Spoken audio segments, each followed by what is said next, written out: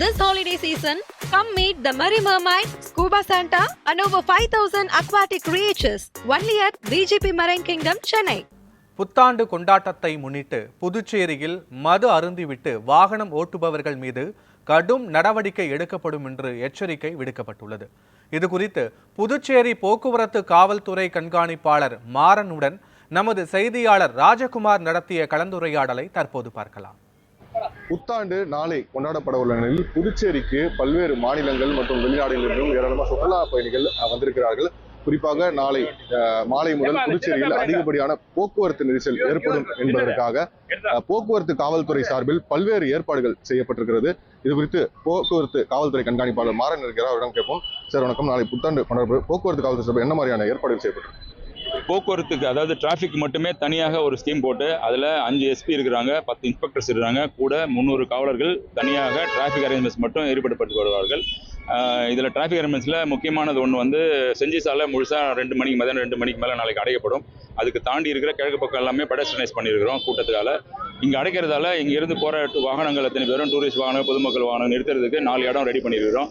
ஒன்று வந்து new board area, 2வது வந்து இந்திரா காந்தி ஸ்டேடியம், 3வது வந்து பாண்டி மெரினா, 4வது வந்து பாரதாஸ் உமன்ஸ் காலேஜில். இங்கே நீங்கள் வாகனம் நிறுத்திடலாம். வாகனம் நிறுத்திட்டு அங்கேருந்து வர்றதுக்கு ஷட்டில் பஸ்ஸஸ் ரெடி பண்ணியிருக்கிறோம். 2 வீலர் தனியாக நிறுத்துறதுக்கு பெத்திசந்தர் ஸ்கூலில் ரெடி பண்ணியிருக்கிறோம். இது இல்லாமல் ரயில்வே ஸ்டேஷன் எதிர்க்க ரெடி பண்ணியிருக்கிறோம். இங்கே வாகனங்கள் நிறுத்திட்டு நீங்கள் ஷட்டில் பஸ்ஸஸ் ரெடி பண்ணிடுறாங்க. அங்கேருந்து நேராக பீச்சுக்கு வந்துட்டு பீச்சிலேருந்து திரும்ப போயிடலாம். போய் முடிச்சுட்டு அங்கேருந்து நிறுத்தி வெளியில் கிளம்புனாக்கா அங்கேருந்து உப்பளம் ரோடு வழியாக நியூ போர்ட்டில் இருக்கிற உப்பளம் ரோடு வழியாக வெளில போயிடணும். பாரதாசில் ஈசார் வழியாக வெளில போகணும்.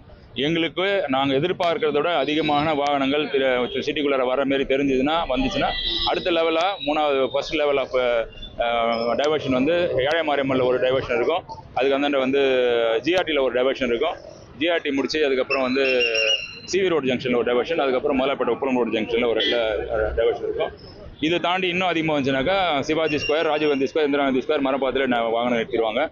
அதால் பொதுமக்கள் அன்னைக்கு இரவு, அதாவது நாளை இரவு 10 மணிலேருந்து 12 மணிக்குள்ளார தேவையில்லாமல் வாகனம் எடுத்துட்டு வெளியில் வர தேவையில்லை. அங்கங்கே நிறுத்திட்டு இப்போ வெளியில் வரலாம். டவுனுக்குள்ளே வந்து கன்ஜெஷன் ரெடி பண்ண தேவையில்லை.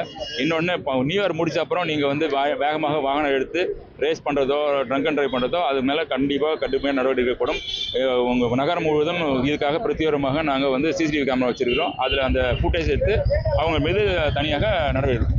இந்த பகுதியில் மருத்துவமனை இருக்கு, சட்டசபை இருக்கு, பொதுமக்கள் இருக்காங்க. இவங்களுக்கு என்ன மாதிரியான ஏற்பாடு செய்யப்படும் அவங்க பகுதிக்கு போகிறது? இந்த அடைப்பட்டு அதாவது நம்ம க்ளோஸ் பண்ண இடத்துக்குள்ளார அதுக்கு வந்து உள்ள போறவங்களுக்கு தனியாக 3 விதமான பாஸ் வச்சிருக்கோம். ஒன்று ரெசிடென்ஸ் பாஸ், அவங்க ரெசிடென்ஸ் ப்ரூஃப் காட்டிட்டு பாஸ் வாங்கினா வண்டி எடுத்துன்னு போகலாம்.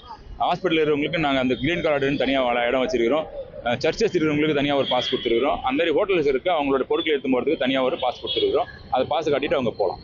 அதாவது நீங்கள் சொல்லியிருந்தீங்க மது அருந்திட்டு ரேஸ் பண்ணுறவங்களோ வாகனம் ஓட்டுறவங்களோ இவங்களுக்கு என்ன மாதிரியான தண்டனைகள் கொடுக்க போய் என்ன நடவடிக்கைகள் மாதிரி அந்த அது மாதிரி இருக்கிறவங்களுக்கு ஒன்று சட்டப்படியாக லாண்ட் ஆர்டர்லையும் ஆக்ஷன் எடுப்பாங்க. எங்களுக்கு எம்பி ஆக்ட் படி என்ன நடவடிக்கையோ அதுக்கப்புறம் வாகனங்கள் சீஸ் பண்ணுறது, அவங்க மேலே வழக்கு எடுத்து தொடர்றது, டேஞ்சரஸ் அவங்களை கேஸ் போடுறது, அத்தனையும் மோட்டார் வெஹிக்கிள் ஆக்ட் படி என்னென்ன செய்ய முடியுமோ அத்தனையும் செய்யப்படும்.